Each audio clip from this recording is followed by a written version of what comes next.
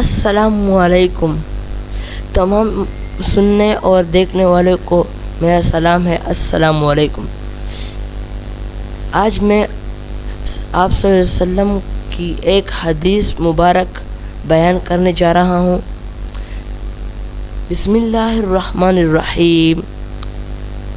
الدعاء مخ العبادت. الدعاء مخ العبادت. دعا عبادت کا مغز ہے. یعنی جس طرح انسان بغیر دماغ کے کچھ نہیں ہوتا نا، اسی طرح عبادت بھی بغیر دعا کی کچھ نہیں ہوتی.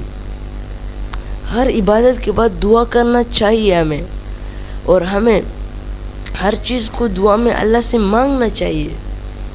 یہاں تک کہ اگر ہمیں ایک لیسز یعنی جوتے کا جو تسمہ ہوتا ہے نا، اس کی بھی ضرورت ہو، تب بھی ہمیں دعا میں اس کو بھی مانگنا چاہیے. ہمیں لوگوں سے نہیں مانگنا چاہیے.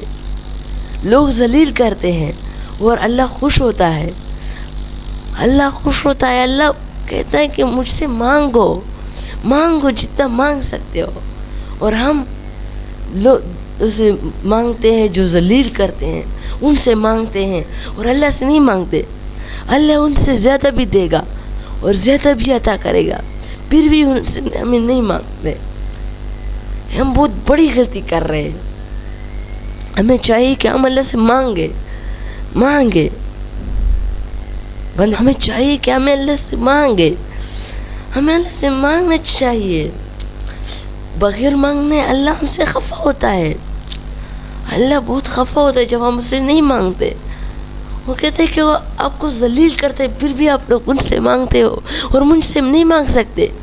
اللہ اس سے بہتر بھی عطا کرے گا، پر ہمیں مانگنا چاہیے. مانگنا ایک ہم ہے بالکل مانگتے ہی نہیں. مسلمان ایسے ہوتے ہیں جیسے ہم ہیں. ہم میں سے کون مانگتا ہے؟ آپ کو جس چیز کی بھی ضرورت ہو نا، آپ کو اللہ سے مانگنا چاہیے. لوگوں سے ذلیل نہیں ہونا چاہیے آپ کو.